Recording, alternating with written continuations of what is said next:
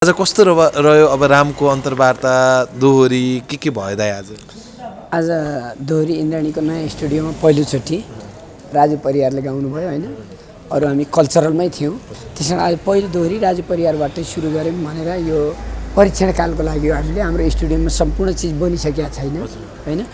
आज राम भाइ आउनुभयो, राजु परियारकै जस्तो आवाज भनेर अहिले चर्चामा आइराख्नु भएको थियो, राजुसँग राखेर हामीले गीत गाउन लगायौँ। तपाईँहरूले धेरै यस्ता सम्भावित कलाकारहरूलाई यही ठाउँबाट यही मञ्चबाट स्थापित गर्नुभएको छ दाइ। उहाँको जो आवाज चर्चा योग्य छ, आवाज राम्रो छ। अब सबै कुरा लकमा पनि भर पर्छ होइन, र मलाई विश्वास छ धेरैले मन पराउनु भएको छ। त्यति माहौल छ है लोकदोहोरीको त्यहाँ तपाईँ जहाँ बस्नुहुन्छ त्यहाँ भारतीय नागरिकले पनि इन्द्राणी हेर्छ। हजुर एकदमै, किनकि म इन्डियामा छँदा प्रायः हिन्दी गीत गाउने गर्थेँ र मैले इन्द्रेणीको धेरै प्रशंसा गरिरहन्थेँ र इन्द्रेणी कार्यक्रम पनि मैले हेरिरहन्थेँ र मैले त्यो हेर्दाखेरि उहाँको साथीभाइहरू पनि आएर हेर्नुहुन्थ्यो, उहाँको इन्डियन मान्छे पनि आएर हेर्नुहुन्थ्यो र उहाँहरूले भन्नुहुन्थ्यो कि कार्यक्रम राम्रो छ, लोकगीतहरू राम्रो छ भनेर उहाँहरूले भन्नुहुन्थ्यो। हामीलाई तिमीहरूको भाषा धेरै मनपर्छ भनेर उनले आफ्नो हिन्दी ल्याङ्ग्वेजमा बोल्नुहुन्थ्यो। नेपाली गीत बहुत अच्छा है भन्थे, यसरी बोल्ने गरिन्थ्यो। कसैलाई त आउँथ्यो पनि, नेपाली पनि गीत मैले गाउन सिकाएको थिएँ। यस्ता पुस्ताको लागि लोकगीतमा कपिराइट हान्ने यो रजिस्ट्रारको कार्यालयमा पनि छैन, यो वाइया त्यहाँ गफमा मात्रै लगाएको कानुनी प्रक्रियामा छैन। मैले भने विशिष्ट मान्छेले यो लोकदोहोरीका साथीहरू रिसाउँछन् भनेर हो, यो त छैन पनि आवाज आइसकेको छ। त्यसमा म पनि यो मान्यता गर्छु, पानको पातलाई उही बेला बोमबहादुर कार्कीले कसैलाई गीत गाउन नदिए भए यी कलाकार कोही बन्थे। राजु दाइले मेरो के अन्तर्वार्ताहरूमा भन्नुभएको थियो, मलाई चाहिँ कृष्ण गुरुङले ल्याएको हो। आज पनि त्यही दाइको पहिलो यो कार्यक्रमको भागमा पनि तपाईँले ल्याएको हो भनेर भन्नुभयो, खास के थियो? र आज मैले प्राकृतिकले स्रोत दिएको छ, तर भाइले चाहिँ अघि राजु भाइले भन्ने राजु भाइ हुन्जेल त भाइले ठ्याक्कै त्यसो गयो भने यो राजु भनिहाल्छ नि, त्यसले भाइले त्यसले अलिकति आफ्नो स्वर आफ्नोपन निकाल्ने गरिदिएको। र अर्को कुरो राजु भाइहरूले मैले ल्याउने भनेको प्रसङ्गमा भाइहरू हाम्रै गीत गाएर उनीहरू चाहिँ कलाकार बनेका हुन्। हुन भन्थ्यौ मायामा जात मायामा जात फेर्यौ मन के भुल भयो मबाट जति सक्छौ तर्क मायालु मैले छुँदा छोइन्छ भने त सुनपानीले छर्क मायालु। सम्म त मलाई लाग्छ कि मैले राजु दाइको कपी गरेको होइन, मेरो आवाज यस्तै हो, नेचुरल भोइस हो कि मेरो भोइस राजु दाइसँग मिल्न जान्छ, यही भगवान्को सबैभन्दा ठुलो दोष जस्तो लाग्छ। अवश्य हो, त्यहाँ आफ्नो आफ्नो नेचुरल भोइस निस्किन्छ र छुट्टिन्छ भयो, त्यसो आइदिनु भयो है। म एकदमै खुसी छु कि इन्द्रेणी जस्तो लोकसङ्गीतको मन्दिरमा आउन पाएँ। त्यसमा हामी अलिकति आफ्नो ओन पर्यो कि आफ्नो परिचय हुनुलाई त्यसमा भाइले अलिक कोसिस गरेर त्यो गरेर नहुने कुरो छैन। तर म आजैबाट विचार गरिरहेको छु, जुन गीत गाए पनि कपिराइट हान्छ, कपिराइट हान्ने अपराधीहरू पनि फरक प्रवृत्तिका छन्।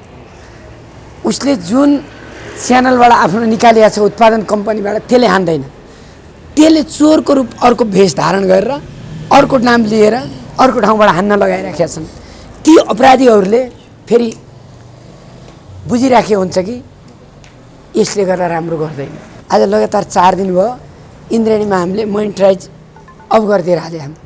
राम्रो कलाकारले उसले गाएको ठाउँ भन्दा पनि म्युजिक नेपाल स्वयं हामीले हाने होइन मञ्च, म्युजिक नेपालमै त्यो गीत छ, अर्काले हानेको छ। एमआर सेसनलाई फेरि सोध्यो, आज रोशन गुरुङकै कुरा गरौँ त, अरू यता अनगिन्ती गीत छन्। त्यस कारण कुनै दिन इन्द्रेणी जस्ता लाइभ कार्यक्रमहरूलाई सिद्ध्याएर यस्ता भाइहरूको आवाज भयो भने 4-5 लाख खर्च गराएर अनि बल्ल रेकर्डिङमा गएर उनीहरूको प्रतिभा देख्न पाउँछ। गीतमा जसले कपिराइट हानिराखेका छन् नि, तिनीहरूले पनि त्यहाँभन्दा पनि हजारौँ गुणा ठुलो अपराध गरिराखेका छन्। ठुला कलाकार आउँदाखेरि इन्द्राणी जय जय अरे, यसो न टपर टुइयाहरूले केही इन्द्राणी सिद्धियोस् भनेर यो हुन्छ र? इन्द्राणीको मर्म थाहा छ, इन्द्राणीको के हो भनेर। अझ कोही साथीले त भनेको सुन्छु, इन्द्राणी त किन कर्णेलको लाग्यो, हामी भनेको संस्था संस्कृति बचाउनु हो भनेर कोही साथीले भनेको सुन्छु कि। हरे भगवान्, सुन्दर रेडियो नेपालले तिमीहरूले गाउँदै नगायो भने यी कलाकार हुन्थे? रेडियो नेपालका गीत गाएर कलाकार हुने, रेडियो नेपालले गरेको हुने भनेपछि अहिले नबुझेर प्रतिभा नयाँ आएका दुःख पाएका आएका त हेर्नुहोस् इन्द्रायणीमा कुन फुत्केर गएको गीत सङ्गीत नै बजारमा जानै दिनुहुन्न, अर्काले गाउनै हुनुहुन्न, यो खत्तम भएको भन्ने ती अपराधीहरू हुन्, साङ्गीतिक माफियाहरू हुन्। तर एउटा यहाँको प्रवृत्ति अर्को गतिमा गइराखेको छ। यति ठुलो विकराल समस्या छ, नेपाली गीत सङ्गीतलाई निमोट्ने, नयाँ प्रतिभाहरूलाई उजागर गर्न नदिने, एउटाको कब्जामा व्यापारिक कब्जामा राख्ने, गीत सङ्गीतलाई बन्दगी बनाउने एउटा तत्त्व कुनाबाट चलखेल गइरहेको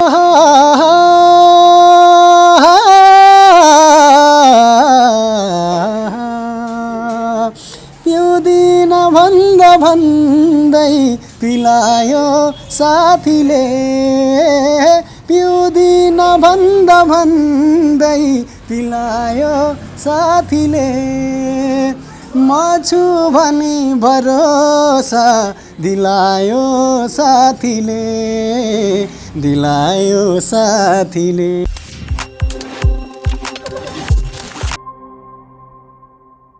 नमस्कार, मेगा स्टार टिभी हेरेर बस्नुभएका सम्पूर्ण दर्शकलाई स्वागत छ। साथमा छु म एलिना र आज पक्कै पनि हाम्रो साथमा को हुनुहुन्छ यहाँहरूले हाइलाइट्सको माध्यमबाट पनि थापिसक्नु भएको छ। इन्द्रायणीको नयाँ भवन बन्दै थियो, सोही नयाँ भवन ओपनिङ भइसकेको छ र सोही नयाँ प्राङ्गणमा बसेर चाहिँ म हजुरहरू सामु चाहिँ उपस्थित भएको छु र अहिले पछिल्लो समयमा एकदमै धेरै चर्चामा आउनु भएको भन्नुपर्दाखेरि ठ्याक्कै राज परियार दाइको जस्तै स्वर भनेर यहाँहरूले कमेन्ट गर्नुभएको थियो र राम अमन परियारजीको चाहिँ इन्द्रायणीमा आउने एउटा ठुलो सपना थियो र सँगै आज राज परियार दाइसँगै बसेर उहाँले दोहोरी पनि गाउनु भएको छ। एकदमै मिठो दोहोरी गाउनु भएको छ। सँगै सम्भवतः अब इन्द्रायणीमा उहाँले धेरै दोहोरीहरू पनि गाउँदै हुनुहुन्छ र आज हामीसँग हुनुहुन्छ इन्द्रायणीकै कृष्ण कडेलजी, सँगै कृष्ण गुरुङ हुनुहुन्छ, सँगै राम अमन परियारजी हुनुहुन्छ। आउनुहोस् उहाँहरू तिनैजनालाई मेगा स्टार टिभीमा ढिला नगरिकन स्वागत गरौँ। दाई अनि सँगै राम दुवैजनालाई हार्दिक स्वागत छ।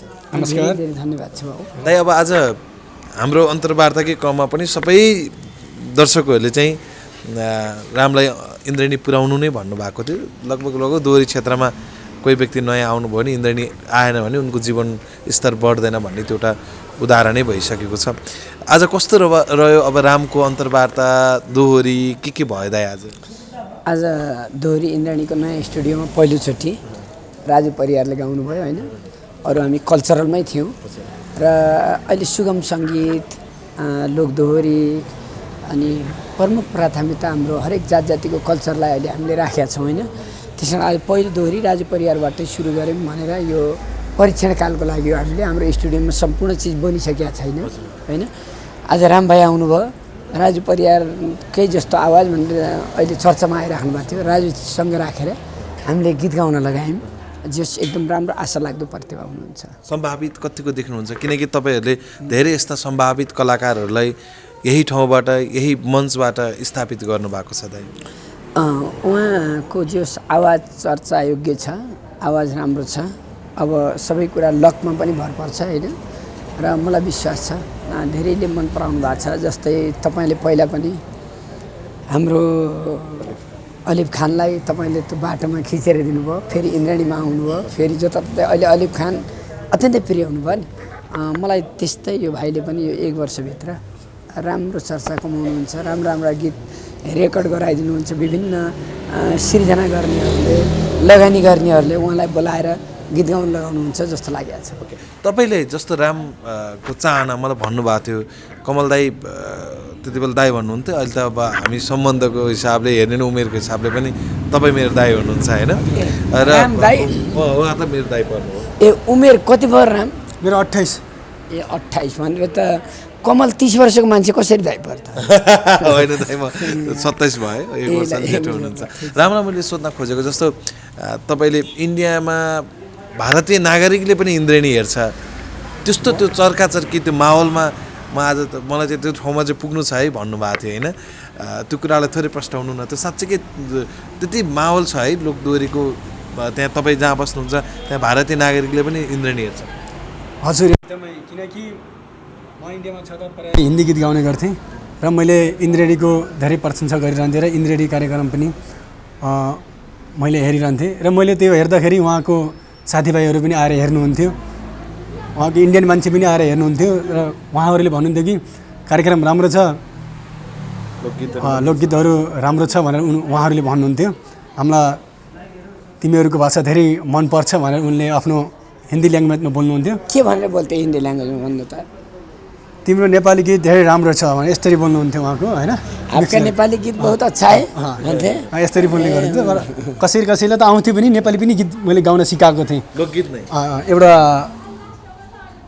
सुदेश पाण्डे भन्ने थियो, बिहारको थियो, त्यसले एउटा नेपाली गीत गाउँथ्यो, पिउँदिन भन्दै पनि पिलायो साथीले भन्ने गीत नेपालीमा मैले सिकाएको थिएँ, गाउँथ्यो, सबैजनाले हेर्छ। कसरी गाउनु भएको थियो भन्नुहोस् त? मैले त अर्कै गाउँथेँ, उहाँले चाहिँ पिउँदी, मैले गाउँदाखेरि अब नेपाली टुनमै जाला, होइन? ल तपाईँले गाउनुहोस् त, तपाईँले कसरी गाउनुहुन्छ? मैले गाउँदा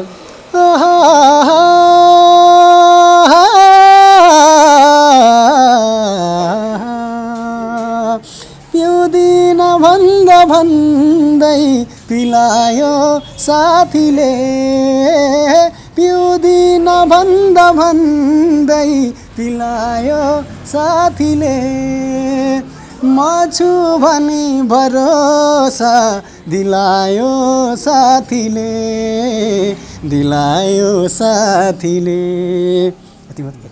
भनेको उनीमा जुन अद्भुत त्यो एउटा कला छ, त्यो कला चाहिँ लुकिरहँदाखेरि यस्ता कलाहरू बाहिरिनुपर्छ भन्ने धारणामा चाहिँ तपाईँ हुनुहुन्छ त? हो, धारणामा म छु, तर एउटा यहाँको प्रवृत्ति अर्को गतिमा गइराखेको छ। यति ठुलो विकराल समस्या छ, नेपाली गीत सङ्गीतलाई निमोट्ने, नयाँ प्रतिभाहरूलाई उजागर गर्न नदिने, एउटाको कब्जामा, व्यापारिक कब्जामा राख्ने, गीत सङ्गीतलाई बन्दगी बनाउने एउटा तत्त्व कुनाबाट चलखेल गरिराखेको छ। अर्को हामी जस्तो के छौँ भने नेपालको कला संस्कृति विश्वव्यापी हुनुपर्छ, नेपालीले मात्र होइन विदेशीले पनि सिक्नुपर्छ। हामीले हिन्दी गाउँछौँ, इङ्ग्लिस गाउँछौँ भने हाम्रा नेपाली गीत यस्तो चलाइदिउँ कि विदेशीहरूले पनि गाउँ। उनले भने त तपाईँकै अगाडि इन्डियनले इन्द्रेणी हेर्थ्यो। लगातार म आजैबाट विचार गरिराखेको छु, जुन गीत गाए पनि कपिराइट हान्छ, कपिराइट हान्ने अपराधीहरू पनि फरक प्रवृत्तिका छन्। उसले जुन च्यानलबाट आफ्नो निकालिएको छ उत्पादन कम्पनीबाट, त्यसले हान्दैन, त्यसले चोरको रूप अर्को भेष धारण गरेर अर्को नाम लिएर अर्को ठाउँबाट हान्न लगाइराखेका छन्। ती अपराधीहरूले फेरि बुझिराखेको हुन्छ कि यसले गर्दा राम्रो गर्दैन।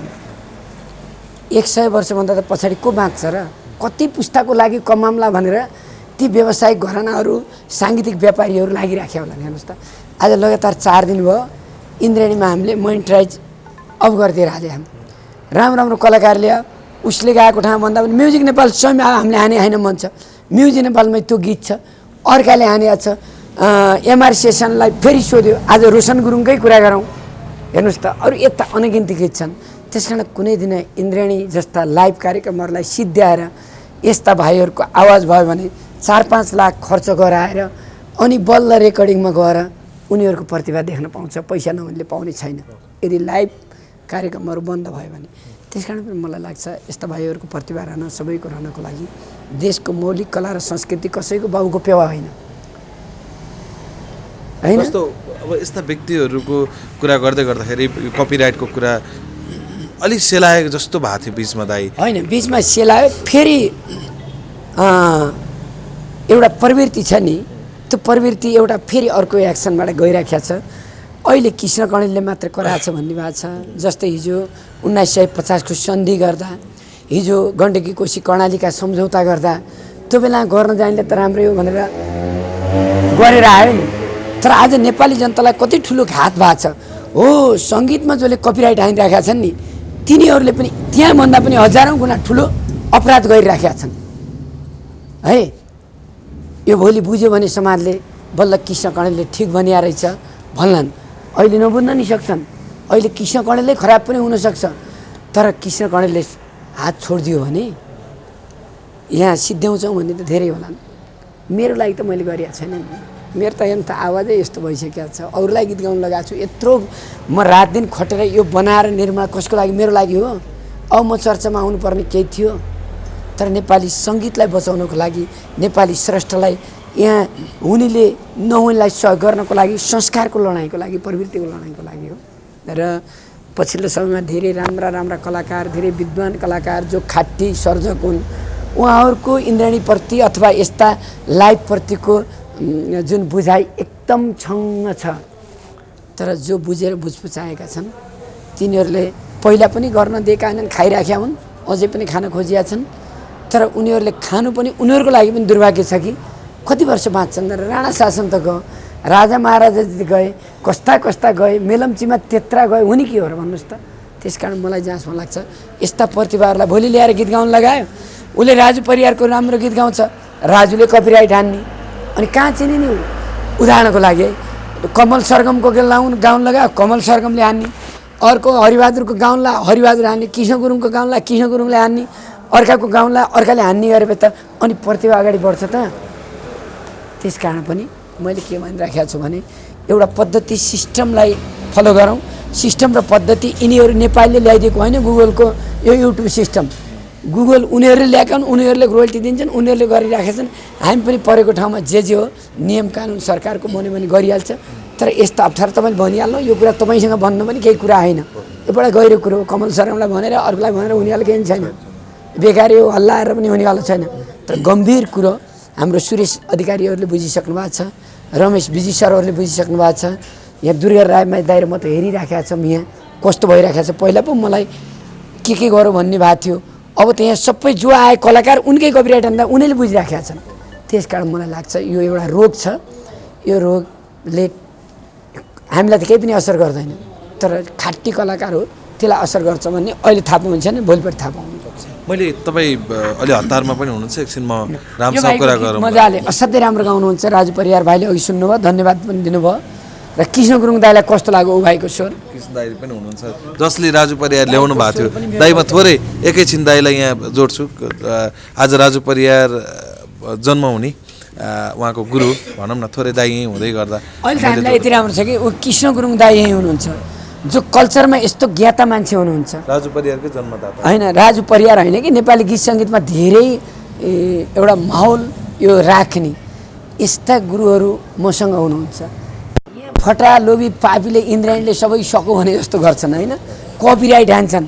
कृष्ण गुरुङको गीत कृष्ण गुरुङलाई नै कपिराइट हान्ने त्यस्ता दलालहरू पनि नेपाली गीत सङ्गीतको प्रवर्धन र संरक्षण गरौँ भन्न मिल्छ? भन्नुहोस् त।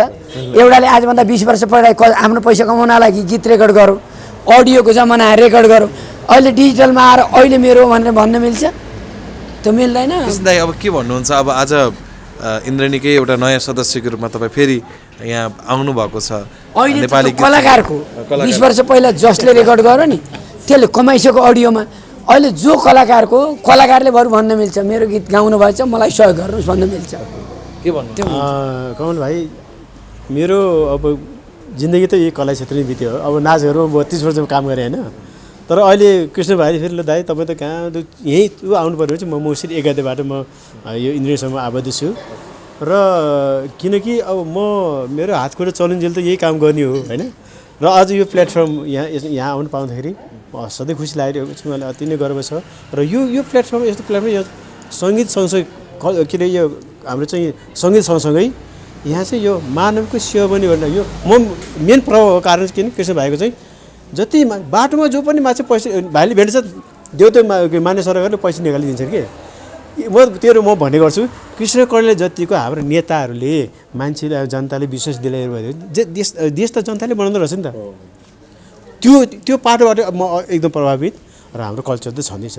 अब त्यसपछि हाम्रो दोहोरीलाई यो स्तरमा पुर्याइसकेको छ भने अब कृष्ण भाइ हाम्रो चाहिँ अर्को के अरे हाम्रो अब माध्यम अर्को मतलब अर्को हाम्रो उयो के छ भने अब हामी देशको जुन लोप हुन लागेको कल्चरलाई संस्कृतिलाई लोकसङ्गीतलाई चाहिँ त्यसरी फेरि उजागर गर्ने अब अस्ति हामीले सुरु गरिसक्यौँ नि, सुदूरपश्चिमबाट सुर्खेतसम्म आइसक्यौँ हामी होइन। अब यो त्यो पाटो छ हाम्रो। यसमा चाहिँ अझ हामीले चाहिँ अहिले नाचमा देखेको त्यो नाचको बारेमा त्यही गीतको बारेमा अझ झाउहरू भन्यो के हो, सोरी भन्यो के हो, घाँटो भन्यो के हो, सालेजी गीत भन्यो के हो, ठाडो भयो भने के हो, या त पूर्वदेखिको हापकारीदेखि लिएर चाहिँ के सङ्गीतदेखि लिएर दुनियाँ गीतको परिभाषासहित त्यो गीतको इतिहाससहित हामीले अझ त्यो कार्यक्रम हामीले चाहिँ त्यसको विज्ञहरू ल्याएर हामी जाने कुरा हामीले गर्छौँ र त्यसको विज्ञता व्यक्तिहरू ल्याएर यहाँ इन्टरभ्यूसहित त्यो पनि हाम्रो चाहिँ अब हामी त्यो गराउने हाम्रो। अर्को कृष्ण गुरुङ दाइ हुनुहुन्छ, अहिले दुर्गाराम दाइ, उहाँले रेडियो नेपालको जागिरै छोड्या कल्चरको लागि संस्कृतिको लागि होइन। दुर्गा दाई, हाम्रो कृष्ण दाई, यो त अलिकति बौद्धिक वर्ग हो नि। अब रमेश विजी नै भनौँ होइन, अब धेरै पुरुषोत्तम नेपाली दाईहरू अहिले हाम्रो के भइरहेको छ भने नि प्रत्येक नेपालका दूरदराजका संस्कृतिलाई एकैबद्ध गराएर अगाडि लैजाने यत्रो बृहत्तर प्लेटफर्म छ इन्द्राणी। यो इन्द्राणीलाई प्लेटफर्म गर्ने कि भत्काउनेहरूका अगाडि भत्काउन दिने कि यसलाई जोगाएर हाम्रो संस्कृतिलाई जोगाउने। त्यस कारण पनि मभन्दा पनि असाध्यै यसको चिन्ता र चासो कृष्ण दाजुहरूलाई छ, दुर्गा दाजुहरूलाई छ। किनभने उहाँ पल पल देख्नुभयो नि 10औं घन्टा बसेर यहाँ कल्चर आयो भने दाईहरू बजाउनुहुन्छ, उहाँहरू हेर्नुहुन्छ, निर्देशन हाम्रो प्रविधि कलाकारहरू इन्द्राणीको कति खटिया छ। ल म बिहान तपाईँ देख्नु भएको थियो 10 बजेबाट यहाँ छु, खाना खान गएको छु, छैन। अहिले सायद बेलुकाको 7-8 बजिसक्यो होला, 8 बज्यो। अहिलेसम्म म केही रेस्ट छ। यहाँ त कणेलले कमायो, खायो, लयो, के हऱ्यो। आज कति बिरामी आए, कति गए। किरण केसीहरू जस्ता, शिवहरी पौडेल जस्ता ठुल्ठुला कलाकार आउँदाखेरि इन्द्राणी जय जय अरे। यसो न टपरटुइयाहरूले केही इन्द्राणी सिद्धियोस् भनेर यो हुन्छ र? इन्द्राणीको मर्म थाहा छ इन्द्राणीको के हो भनेर? अझ कोही साथीले त भनेको सुन्छु, इन्द्राणी त कृष्ण कणेलको लाग्यो, हामी भनेको संस्था संस्कृति बचाउनु हो भनेर कोही साथीले भनेको सुन्छु कि। हरे भगवान्, यसो उहाँहरूले पनि हेरे हुन्छ सबै कार्यक्रम। त्यस्ता साथीहरूलाई मेरो एकदम सम्मानै छ। अब म थोरै उहाँको विषयमा जोडिन्छु। तपाईँसँगै राखेर दाई कृष्ण दाईलाई धन्यवाद पनि दिन्छु। दाई बिजी हुनुहुन्छ? म बिजी पनि छु। यो भाइको स्वर असाध्यै राम्रो छ। Thank you. यस्ता पैसा नभएका, यस्तो अप्ठ्यारोमा परेकालाई अब यहाँ माथि स्टुडियो बन्यो भने त्यो स्टुडियोमा फेरि अब हामीले के गरेछौँ, रेडियो नेपालमा पनि बद्दा टिपिकल बजिएको छैन। किनभने हाम्रो ठेट घाटुलाई कसरी बजाउनु पर्थ्यो, उहाँका घाटु बजाउने कस्ता हुन्थे, ती त रेडियो नेपालमा म्युजिसियन थिएन नि। रेडियो नेपालका म्युजिसियनले बजाए, त्यो त हाम्रो ऐतिहासिक दस्तावेज बन्न सकेन। अब हामीले खोजेको के हो भने तिनै घाटु बजाउने बुढाबाहरूलाई ल्याएर टक्क रेकर्ड गराएर दस्तावेज राख्ने होइन। यही त हो। यो दुर्गा राई दाइमाझीको बुझाइ पनि यही हो, कृष्ण दाईको बुझाइ यही हो, मेरो बुझाइ यही हो, हामी सबैको बुझाइ यो भएर हामीले विशेष गरी कल्चर र पुरानो संस्कृतिलाई हामीले मध्यनजर गरेका छौँ। यस्ता पुस्ताको लागि लोकगीतमा कपिराइट हान्ने यो रजिस्ट्रारको कार्यालयमा पनि छैन। यो वाइया त्यहाँ गफमा मात्रै लगाएको, कानुनी प्रक्रियामा छैन। मैले भने विशिष्ट मान्छेले यो लोकदोहोरीका साथीहरू रिसाउँछन् भनेर हो, यो त छैन पनि आवाज आइसकेको छ। त्यसमा म पनि यो मान्यता गर्छु। पानको पातलाई उही बेला बोमबहादुर कार्कीले कसैलाई गीत गाउन नदिए भए यी कलाकार कोही बन्थे। रेशम फिरीलाई सुन्दर श्रेष्ठले मेरो हो भनेर गाउन नदिए भए यो हुन्थ्यो। यिनीहरू सुन्दर रेडियो नेपालले तिमीहरूले गाउँदै नगायो भने यी कलाकार हुन्थे। रेडियो नेपालका गीत गाएर कलाकार हुने, रेडियो नेपालले गरेको हुने भनेपछि अहिले नबुझेर प्रतिभा नयाँ आएका, दुःख पाएका आएका त हेर्नुहोस् इन्द्राणीमा कुन फुत्केर गएको छ, हेरिदिइराखेको छ। इन्द्राणी मात्रै होइन, अब सारङ्गी संसार छ, अर्को छ लागिराखेको छ। सबैले सबै ठाउँ सकेको सहयोग गर्ने, कल्चर जोगाउने। तपाईँ यसरी राति पनि लिइराख्नु भएको छ। तपाईँको घरै मात्रै बनाएको थियो, घरको ठेक्का लिएर पनि त हिँड्नु हुँदो होला नि। कलामै किन दुग्नु भयो भने त कला संस्कृतिलाई जोगाम। केही मगाडले हात चाटिहाल्छ नि। रातभरि कमल सरगम खिच्दै हिँड्छ। त्यही कमल सरगमले कमायो भने रिस गरेर मात्रै हुन्छ र? अर्काले कमायो भनेर हुन्छ र? जो लागिपर्छ। अब कृष्ण गुरुङले बाँसुरी रात दिन सिक्ने, अब मैले कृष्ण गुरुङले बाँसुरी बजाए मैले सिक्न भने उहाँले रात दिन लाएर सिकेको छ नि त। हो यस्तो खालले बुझ्यो भने यहाँ केही लिनु छैन। वास्तवमा नेपाली लोक संस्कृति र नेपाली गीत सङ्गीतलाई जसले गाउँदाखेरि बन्देज गर्न खोज्छ त्यो अपराधी हुन्। नियम कानुन बनाएर बरु कलाकारलाई के दिने, कलाकारको के रोयल्टी व्यवस्थापन गर्ने, त्यतातिर हामी दिन तयार छ। तर गीत सङ्गीत नै बजारमा जानै दिनुहुन्न, अर्काले गाउनै हुनुहुन्न, यो खत्तम भएको भन्ने ती अपराधीहरू हुन्, साङ्गीतिक माफियाहरू हुन्। अब दाई तपाईँले एक समय राजु दाईले मेरो केही अन्तर्वार्ताहरूमा भन्नुभएको थियो, मलाई चाहिँ कृष्ण गुरुङले ल्याएको हो। आज पनि त्यही दाईको पहिलो यो कार्यक्रमको भागमा पनि तपाईँले ल्याएको हो भनेर भन्नुभयो। खास के थियो र आज उहाँको स्वरलाई जस्तो राजु परियारको कपिराइटै भनौँ न, कपी स्वर पनि भनिएको छ। अब कस्तो लाग्यो तपाईँलाई? अच्छा, पहिले म भाइको प्रसङ्ग, भाइको स्वर चाहिँ जुन राजु भाइले अघि भन्नुभयो, कोही त प्रेरित हुन्छ कि प्रेरित भएर चाहिँ स्वर त्यही कवि, तर नेचुरली पनि प्राकृतिक रूपले स्वर दिएको छ। तर भाइले चाहिँ अघि राजु भाइले भने राजु भाइ हुन्जेल त भाइले ठ्याक्कै त्यसो गयो भने त यो राजु भनिहाल्छ नि। तर भाइले त्यसले अलिकति आफ्नो स्वर आफ्नोपन निकाल्ने एउटा त्यो। र अर्को कुरो राजु भाइहरूले मैले ल्याउने भनेको प्रसङ्गमा भाइहरू हाम्रै गीत गाएर उनीहरू चाहिँ कलाकार बनेका हुन्। जस्तो भीम कुमारी दुरा, कृष्णसुधा ढुङ्गाना, माया गुरुङ, उमा गुरुङ, यी सबै बिमा बहिनी त 2047 सालमा मेरो गीत गाएर फर्स्ट भएको होइन। यी सबै हामी कलाकार भएपछि हाम्रै प्रेरणाबाट म चाहिँ युक्त दाई भयो होइन, दाईबाट प्रेरित भएर म कलाकार बने भनेपछि हाम्रो प्रेरणाबाट भाइ बहिनीहरू कलाकार बनेका हुन्। र राजु परियार भाइ गाउँमा गीत गाउँदै त्यो दोहोरी गाउने बेला जज म हुन्थेँ है। त्यो प्रश्नले भाइले जाने मेरो पहिलो जज दाइ भन्ने के अरे राजु भाइले भन्नुहुन्छ होइन। र राजु भाइले कलाकारमा ल्याउने अर्को देवी गुरुङ बामा अलिकति बिचरा मामा हो, उहाँ चाहिँ प्यालेसी भएर अलि बिरामी हुनुहुन्छ हो। देवी मामाले सधैँ माया गर्नुहुन्थ्यो देवी मामा चाहिँ। म गाउँ घर जाने बेला चाहिँ उहाँको घर सुन्दर बजार है, त्यहाँ भेट्नुहुन्थ्यो। त्यो मामाले चाहिँ भाइ के भान्जा यस्तो यस्तो कलाकार छ नि यस्तो छ भने उहाँले मलाई चाहिँ उ गराउनुहुन्थ्यो कि म धेरै काठमाडौँतिर बस्ने, गाउँतिर कलाकारमा नचिन्ने, अब म भेटघाट नहुने। यो किसिमले जब हामीले गीत गाएपछि त्यही गीतहरू सुनेर राजु भाइहरू थुप्रै पछि थुप्रै भाइ बहिनीहरू आउँदैछन्। तर अहिले जति राजु परियार पछि अहिलेको चाहिँ त्यो पछाडि पिँढी चाहिँ अझै राम्रो कलाकार आउन सकिरहेको छ लमजुङबाट। त्यो हामीले चिन्ता लागिरहेछ। त्यसलाई अब सम्भावना कस्तो देख्नु भएको छ? चिन्ता मेट्ने सम्भावना देख्नु भएको छ होइन उहाँले? जस्तो भयो त्यो यस्तो स्वर आएको एकदम खुसी लाग्छ होइन। त्यसले हुन त यो कला क्षेत्र भन्दा तपस्या एकदमै लागि पर्नुपर्छ। यसमा धेरै जस्तो सङ्गीत भन्ने चिज यस्तो एउटा विषय हो, मान्छे सङ्गीतले गाउने बजाउने नाच्ने लाइटली लिन्छ नि, यति गहन विषय हो, यति अध्ययन गर्नुपर्छ। तर मान्छे त्यसले गर्दा हामी कलाकार मैले भन्छु सबैलाई, हामी पूर्ण कलाकार बन्नलाई चाहिँ थ्योरिकली प्र्याक्टिकली दुइटैबाट अध्ययन गर्नुपर्छ। हामीले चाहिँ त्यो हुनुपर्छ। र भाइहरू जस्तो स्वर सुन्दाखेरि हामीले चाहिँ एउटा आश लाग्छ। तर हामीले पनि जस्तो प्रतिभा खोजी भनेर कार्यक्रम चलाएर हामीले चाहिँ जिल्लामा हामीले कलाकार त खोज्नैपर्छ। त्यो भने हाम्रो कमजोरी भइरहेछ।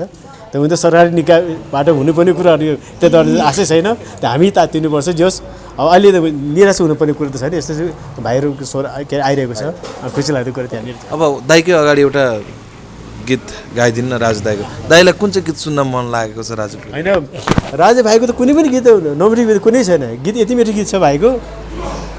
भाइ अघि गएको मलाई राजु भाइको मनपर्ने गीत त्यही अब यहाँ सुनपानीले छर्क मायाले त्यो आउँछ नि त्यो गाउँछ भाइले, त्यो सधैँ मनपर्ने गीत मलाई त्यो।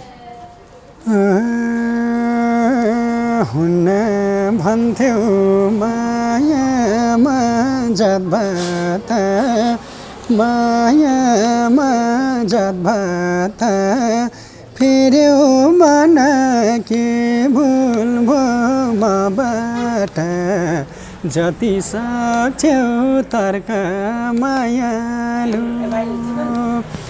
मैले छुँदा छोइन्छ भने त सुनपानीले छर्क मायालु मैले छुँदा छोइन्छ भने त सुनपानीले छर्क मायालु।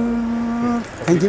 अब यो एउटा तपाईँले जहिले पनि मन्दिर मान्ने इन्द्रेणीमा आएर दोहोरी गाउनु भयो होइन, लोकगीत गाउनुभयो दोहोरी। भोलि फेरि तपाईँको हुँदैछ, दाइले पुरस्कार पनि घोषणा गर्नुभयो। तपाईँ आइसकेपछि 10,000 इन्द्रेणीले तपाईँलाई पुरस्कारै घोषणा गर्नुभयो।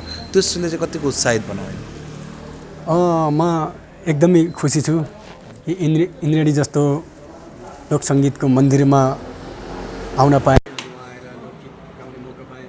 अनि आदरणीय दाजु कृष्ण कण्डेलजीसँग भेट भयो। उहाँले भनेको सत्य कुरा उहाँले साँचो भन्नुभएको छ। उहाँको भनाइमा म सहमत छु। र सर्वप्रथम कमल सरगम सरलाई, भाइलाई पनि, तपाईँलाई पनि म थ्याङ्क यू भन्न चाहेँ जो तपाईँले यति सपोर्ट गरिराख्नु भएको छ। र तपाईँको सपोर्टले गर्दा नै म सायद इन्द्रेणीसम्म आउन सफल भएँ। त्यति नै।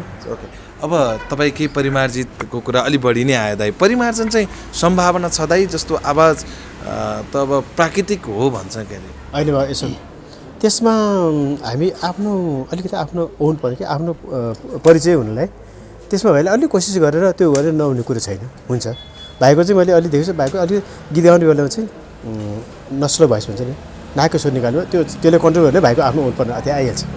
मैले त्यहाँ देखेको छु एउटा कुरो। र भाइले अलिकति म्युजिकल नलेज त्यो अलिकति सङ्गीतको चाहिँ सिक्यो भने त्यहाँबाट त अनि कहाँनिर आफ्नो ओन आफ्नै किसिमको स्वर कसरी निकाल्यो त्यो आउँछ कि भाइ। केही त्यो प्रभावित हुन्छ। जस्तो बिरु लामा छ नि, बिरु लामा राजु भाइकै कवि स्वर सुनिन्छ नि, तर पनि बिरुको आफ्नै किसिमले उसले बनाएको छ कि त्यो हुन्छ, नहुने कुरै छैन भाइ। हुन्छ त्यो। ओके, त्यो अब राम्रो होस्, शुभकामना तपाईँलाई। जाँदा जाँदा के भन्नुहुन्छ? जहाँसम्म त मलाई लाग्छ कि मैले राजु दाईको कपी गरेको होइन, मेरो आवाज यस्तै हो, नेचुरल भोइस हो कि मेरो भोइस राजु दाईसँग मिल्न जान्छ, यही भगवान्को सबैभन्दा ठुलो दोष जस्तो लाग्छ। दोष त होइन भयो, त्यो चाहिँ अब नेचुरली त्यो भयो। तर मैले अघि बाबुले भने अब बाबु नातिनु अलिकति म्युजिकल यो सिक्नु है भयो, सिक्नु आतिनु भने सिकेपछि अनि रियाज गर्दाखेरि रियाज गर्दै गर्दै जान्थ्यो, त्यो अवश्य हो त्यहाँबाट आफ्नो नेचुरल भोइस निस्किन्छ अनि छुट्टिन्छ भयो, त्यसो आइदिनु भयो है भयो। हुन्छ। Thank you so much.